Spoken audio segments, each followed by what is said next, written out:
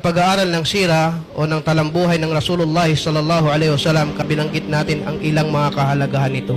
Binanggit natin na hindi pwedeng maunawaan ang Quran maliban pag-aralan mo ang buhay ng Rasulullah sallallahu alaihi wasallam. Hindi pwedeng masamba si Allah nang hindi mo alam ang buhay ng Propeta Muhammad sallallahu alaihi wasallam, at marami pang ibang binanggit natin. Kulang ang mga pagbabanggit na yon kung hindi natin makuha ang isang napakalaking turo sa pag-aaral ng buhay ng Propeta sallallahu alaihi wasallam. Alam niyo kung ano yon?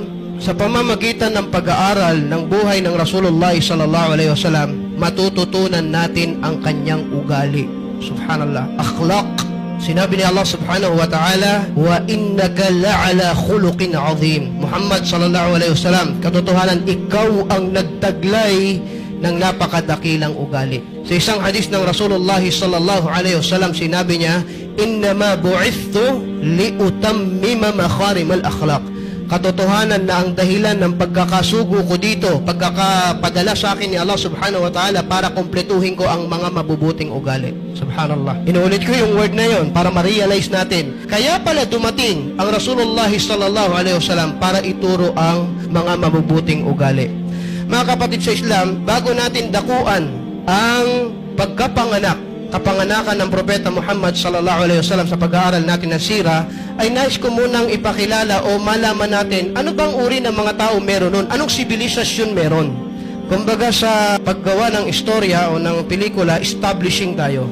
Ano ang uri ng tao na meron noon bago ipinanganak ang Rasulullah sallallahu alaihi wasallam? Sabi ng ating mga scholar, meron din superpower noon. Ngayon may superpower eh. Kung meron tayong tinitingala ngayon o tinitingnan na malalaking mga bansa tulad ng China, Amerika, noon meron din.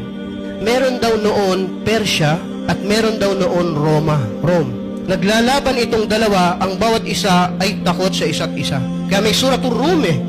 Gulibatir Rum. Nung nadaig ang Rome, at sinasabi ng ating mga ulama, debate ito sino mas malakas sa kanila. Sinasabing mas malakas ang Persia, wallahu ta'ala a'lam. At nung panahon na yon, sila yung mga pinakamalalaking mga tao, pinakamakapangyarihan. Kailan to? Bago isilang ang Rasulullah sallallahu alaihi wasallam. At nandun na rin ang mga Indian, malaking bahagi, kontinente Indian, at syempre hindi mawawala ang mga Chinese. So merong mga Buddhist, meron ng Hindu nung panahon ng Propeta Muhammad sallallahu alaihi wasallam. And of course, sa Arabian Peninsula, nandyan yung mga Saba ng Yemen na kung saan binanggit sa Quran, pag-aralan natin yon. At nandun din yung Ad at Thamud na kung saan tinasabing grupo rin ito ng mga Arab na malapit sa Makkah. At ang pinaka-popular sa pag-aaralan natin ngayon sino?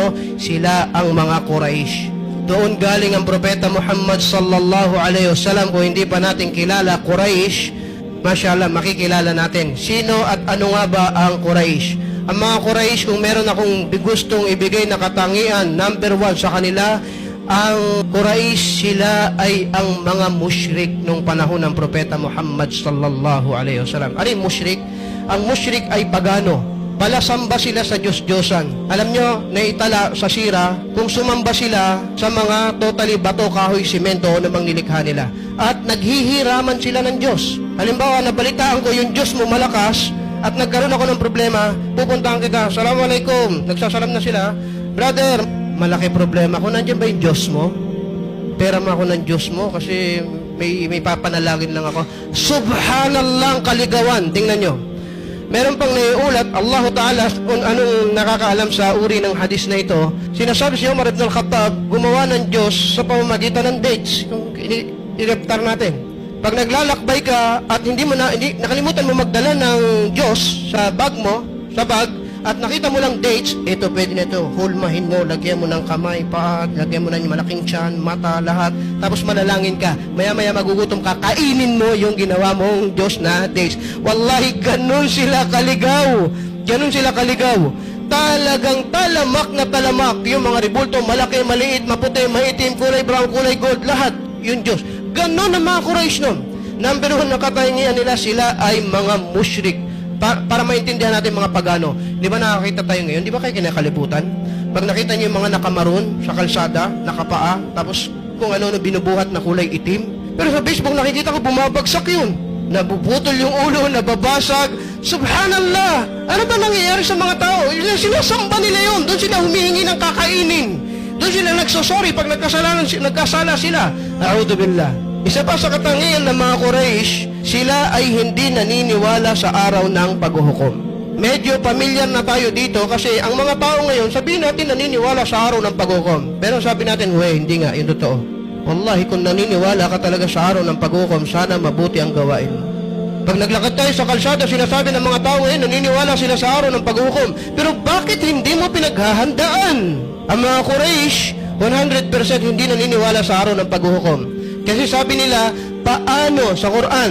Paano bubuhayin? Wa huwa ramim. Apo na yun. Paano pa bubuhayin ng Diyos? Kaya malaking bahagi ng mga aya na ipinadala sa Makkah ay puro pagsagot sa mga Quraysh na nire-reject nila ang paniniwala sa araw ng paghuhukom. At ano ang sitwasyon ng Quraysh sa usaping politikal? Interesting, no? Ang mga Quraysh, sila ang may pinakamatinding tribalism. Ano yung tribalism? Pagkakatribo-tribo, pangkat-pangkat. Nasyado nakabandera yon. Kung siya ay pamilya ni ganito, tribong ganito, tribong ganyan, pamilyar din kayo. Ngayon, pagka nagsalam yung Muslim, Assalamualaikum warahmatullahi, kamusta? Tagasan ka? Next tanong yun eh. Pag sinabing ikaw ay taga gantong lugar, Marawi, buong maghapon sila na magkasama. Pag Marawi, pag tagasan ka, Cotabato, buong maghapon sila na magkasama. Yung mga Muslim, pag nagkakilala, basta sa mga grupo, naghahati-hati talaga sila. Ikaw, ang balik Islam, at sa wakas, nakakita rin ako ng balik Islam. Halika, tayo yung magkasama. A'udhu billah! Hindi ba ganito nangyayari? Ba't hindi ka maghanap ng Assalamualaikum, brother, kamusta? Anong alam mo tungkol sa aya, sa Quran, sa hadis? Ba't di yun ang tanong natin sagot? At yun, doon tayo magtanungan ng kaalaman para maging close ka kaagad sa kapatid mo.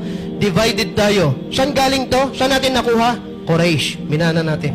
Subhanallah. Ang mga Quraysh noon, nakukuha nila ang kanilang pagiging leader sa pamilya. Yung leader, yung mga pamilyang malalaki na humawak ng pamumuno, walang election sa kanila, by the way. Ang meron sa mga Quraysh, sila ay nagiging pinuno. Kung ang lolo nila, tatay nila ay pinuno, magiging pinuno na rin sila. Maliban sa isang pagkakataon, pakinggan nyo. Paano maging pinuno sa Quraysh na ikaw ay hindi naman galing sa mga pinunong pamilya? Paano? Isang pagkakataon lang. Kung magaling ka sa poetry, sa tula. Kung magaling ka sa tula, iluluklok ka nilang pinuno. At yan ang dahilan nang dumating ang Quran, hindi nila ito mabali. Hindi nila kayang labanan. Wala nang pinakamagaling sa Quran pagdating sa pagsasalita. Ang mga Quraysh ay naniniwala sa mga pamahiin. At pamilyar din tayo dyan, yung mga pamahiin na meron sa ating lugar ngayon. Halimbawa, papunta kayo sa palengke o papunta kayo sa isang lugar, biglang nakakita kayo ng pusang itim, wag na lang tayo tumuloy. Malas. Di ba ganon? O kaya nagliligpit kayo ng pagkain, minahulog na tinidor, may bisita. Kamangmangan to. Wala to sa Islam. Pwesyo, tinidor yung kutsilyo o ano man nahulog doon, hindi ito pinaniniwalaan sa Islam. Mahilig silang lumapit sa mga fortune teller, sa mga nanguhula. At yun ay kabilang sa mga may impluwensya sa Quraysh. Yumayaman yun at nagiging sikat, popular at sinusunod ng mga tao kung marunong ka manghula. Sinasabi na meron mga kaibigan na jinn ito na nagbibigay ng mga unseen na nangyayari, yung mga ilmul ghaib. Pagbibigay ako ng dalawang katangian na mabuti naman sa Quraysh. Sila ay very hospitable people.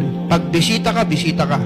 At yung mga Quraysh, napakasipag magnegosyo. Pinuri sila ni Allah. Yung suratul Quraysh, Rihlatash Shita'i was-Sayf. Diba? Sila yung naglalakbay sa Yemen at sa Sham, dala-dala yung kalakal nila. Napakasipag ng Arab nung unang panahon. Mga kapatid sa Islam, itul muna yung babanggitin natin kasi nung pinanganak ang propeta sa Islam, ano ba mga tao nun? Para maintindihan natin, ang tawag dito ay Jahiliyyah. Panahon ng kamangmangan, hindi kilala ng tao ang Diyos, tad ng pamahiin, at maimpluwensya yung mga fortune teller, at kung ano-ano ang mga ginagawa nila sa buhay nila na walang gabay mula kay Allah subhanahu wa ta'ala. Dito dumating ang Rasulullah sallallahu alaihi wasallam bilang awa sa sanlibutan. Barakallahu fikum, jazakumullahu khairan, wa sallallahu ala nabiyina Muhammadin wa ala alihi wa sahbihi ajma'in. At inshallah patuloy natin idalangin kay Allah subhanahu wa ta'ala na bigyan niya tayo ng kaalaman sa Rasulullah sallallahu alaihi wasallam para mahalin natin siya, sundin natin siya, at maunawaan natin ang mensaheng mula kay Allah subhanahu wa ta'ala. Wassalamu alaikum wa rahmatullahi wa barakatuh.